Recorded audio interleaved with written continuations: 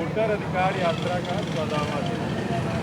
तारीख है 30 अगस्त 2025। और आज हमें कुछ कोविड योद्धा मिले हैं।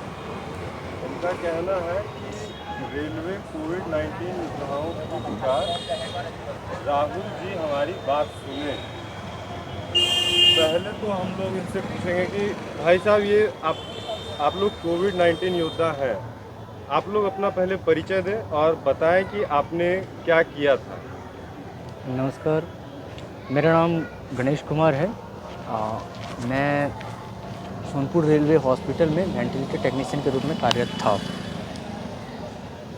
विगत जब फर्स्ट कोविड आई थी तो उस समय मैं 2020 में ज्वाइन किया था, पहले कोविड में, और मैंने 31 मार्च 2022 तक सेवा दिया।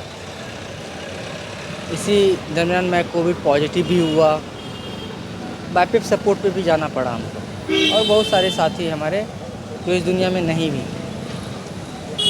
महोदय, 31 मार्च 2022 के बाद हम अभी तक आज 30 अगस्त 2025 है, लगभग 3.5 साल का दरमियान से हम लोग भटक रहे हैं और अपनी बात को पहुंचाने के लिए कभी रेल मंत्री के पास, कभी पीएमओ कार्यालय, कभी गृह मंत्री के पास, कभी बिहार के मुख्यमंत्री नीतीश कुमार जी के पास, तो कभी कभी जहाँ भी होता है वहाँ सब के पास हम गए हैं।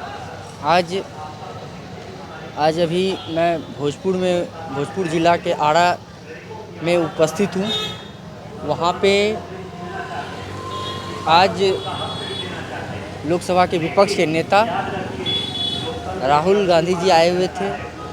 राहुल गांधी जी से हमने अनुरोध किया, हमने ज्ञापन भी दिया, और ज्ञापन देने के बाद क्या कहता है, उन्होंने आश्वासन भी दिया कि हम आपकी बात को लोकसभा में रखेंगे।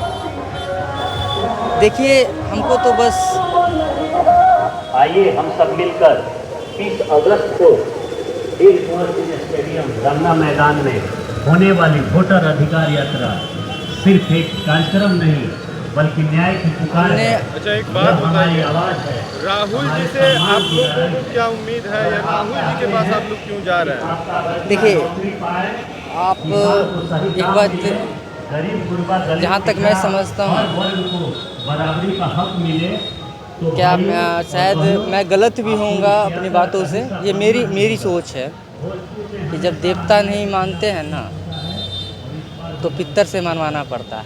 अच्छा, जब देवता नहीं मानते तो पितर से मनवाना पड़ता है। कहने का मतलब ये है कि पक्ष वाले नहीं जब मान रहे हैं तो विपक्ष के पास ही ना हम जाएंगे। हमारे पास ऑप्शन क्या है? सही बात है। हमने पहले याचना किया। याचना का मतलब है कि हमने विपक्ष वाले के पास जाके याचना किया, ज्ञापन दिया कि मुझे फिर से रखा जाए। वो हमारी बात को नहीं समझे, हमको नहीं रखे। तो आज मुझे और हमारे जैसे जितने भी कोरोना योद्धा हैं, खासकर रेल से लगभग 4000 से 5000, उसका मैं नेतृत्व कर रहा हूँ। तो उन्होंने मेरे पे भरोसा करके बोला कि नहीं, अब पक्ष नहीं मान रहे तो विपक्ष के पास ही चलना होगा। और आज मैं राहुल गांधी जी के पास आया और ज्ञापन सौंपा। धन्यवाद। हमारे साथ भाई साहब हैं। अभी आपके इस ड्रेस को देख करके हमको गर्मी लग रहा है, खुद में महसूस हो रहा है जी। इस ड्रेस को पहन करके आप कितने घंटे ड्यूटी करते थे? 14 घंटा 15 घंटा ड्यूटी करते थे, 14 घंटा। इसी ड्रेस को? हाँ, इसी ड्रेस को पहन के लहास को उठाकर डालते थे। लहास को कोई पहचानता नहीं था, उसका गार्जियन आता था, बोलता था पर मेरा लहास नहीं है, इसको कुछ भी करिए। तो उस समय हम लोग पीपी किट पहन के लहास को उठाते थे, पन्नी में लपटते थे और उस समय उसको रखते थे। अच्छा, ये योगदान था आपका कोविड के टाइम, जब लोग अपने परिवार को नहीं पहचान रहे थे। हाँ, अपने परिवार को नहीं पहचान रहे थे उस समय। ठीक है। और आज आप लोगों की क्या हालत है, या आप लोग यहाँ आज क्यों हैं? हम लोग आए हैं यही गुहार लगाने के लिए, हम लोग को किसी तरह हो जाए। हाँ। क्या वादा किया गया था आप लोगों? अब वादा को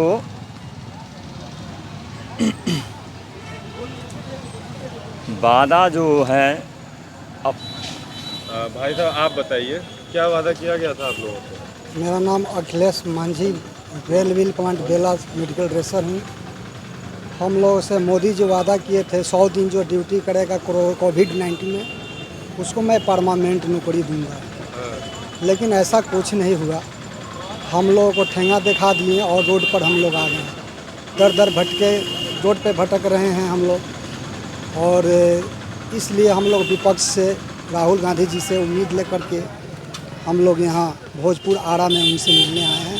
ये जुमला निकल गया क्या कि 100 दिन काम कीजिए और परमानेंट कर देंगे? ये एक जुमला ही था, मोदी जी का एक जुमला ही था, इसलिए हम लोग उनसे उम्मीद खो बैठे और राहुल जी के पास हम लोग आए हुए हैं, और राहुल जी से कुछ हम लोग उम्मीद रख रहे हैं कि हम लोग की बातों के राहुल जी सुनेंगे। अच्छा, आप भाई साहब आपका क्या था पोजीशन, मतलब covid as a covid warrior आप क्या काम करते मेरा नाम दिलीप कुमार है। हम सोनपुर में लैब असिस्टेंट के वर्क में काम करते थे। लैब असिस्टेंट में काम। कितने दिन आपका काम चला? लगभग हम वहाँ 2-2.5 साल काम किए वहाँ।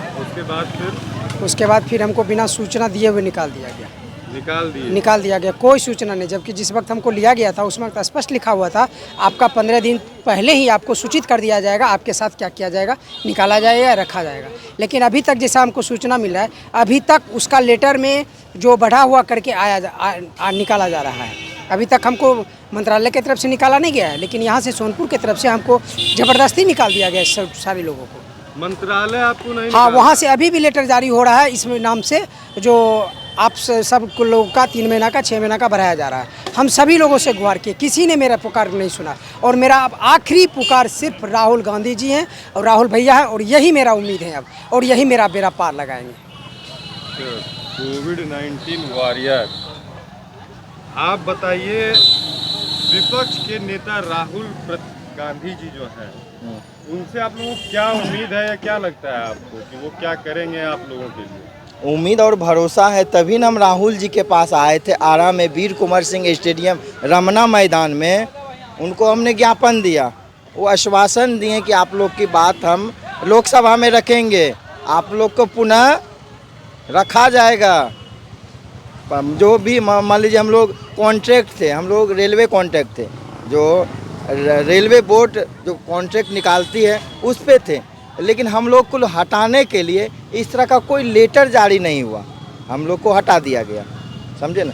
अब आश्वासन दिए हैं राहुल गांधी जी कि लगभग कितने कोविड वॉरियर्स होंगे आपकी इस लड़ाई में?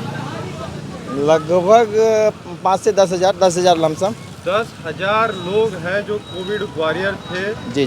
और उनको अभी मतलब अपने करियर को लेकर के आगे कुछ पता ही नहीं है कि क्या होगा।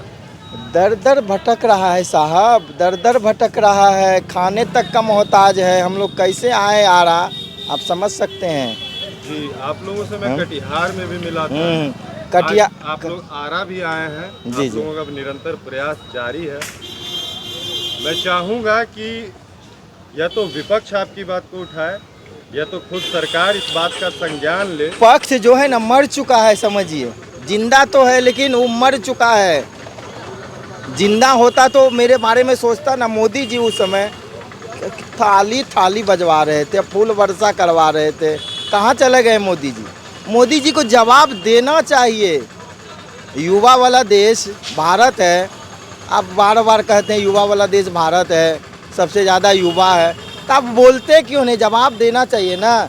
आप बोल दीजिए कि कोविड नहीं आया था, आप बोलिए ना मोदी जी आप कोविड नहीं आया था, हमने ज्वाइनिंग नहीं करवाया था, उस समय हमने इनको नहीं रखा था, आप बोल दीजिए ना। उस समय मेरी आवश्यकता थी, हमने काम कर रहा था, रेलवे हॉस्पिटल में सेवा दे रहा था। आप पीठ थपथपा रहे थे, ताली बजवा रहे थे, ऊपर से फूल का वर्षा करवा रहे थे। जो हैं आप ही हैं। अपने अपनों को नहीं पहचानते थे मालिक, अपने को नहीं जानते थे उस समय। मान लीजिए उस समय रेलवे हॉस्पिटल रेलवे एम्प्लॉय के जो परिवार होते हैं वही आते हैं, वो देखने तक नहीं आते थे। हम लोग देखते थे उनको, पानी देना, खाना देना, हर चीज़ हम लोग करते थे। आज कहाँ चले गए? ना रेलवे स्टाफ हम लोग की बात को रख रहे हैं, ना पक्ष वाले रख रहे हैं, ना विपक्ष वाले चाह क्या रहे हैं? मुख दर्शक बने हुए हैं। हमने कुछ दिन पहले उप मुख्यमंत्री सम्राट चौधरी जी से भी मिला। उसने बोला कि आपका लेटर हम रेल मंत्री के पास भेजेंगे। कहाँ कुछ भेजें जी, बोलने से नहीं ना होगा। हमारे पास वीडियो भी अभी है, ठीक ना, जनसन न्यूज़ पे हम चलाए हैं, वीडियो है। उसके बाद हम पप्पू यादव जी से मिले, वो भी बोले कि आपकी बात हम रेल मंत्री तक भेजेंगे, आपका लेटर फॉरवर्ड करेंगे। वो भी नहीं हुआ। जीएम साहब से बोला कि आपको हम रखेंगे। कहाँ रखे मालिक, ऐसे घुमा रहे हैं।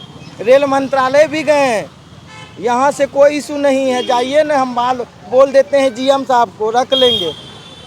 हम नहीं जानते हैं, फिर जाइए अब मंत्रालय से आइए, हम लोग चक्रे काटते रहेंगे हैं।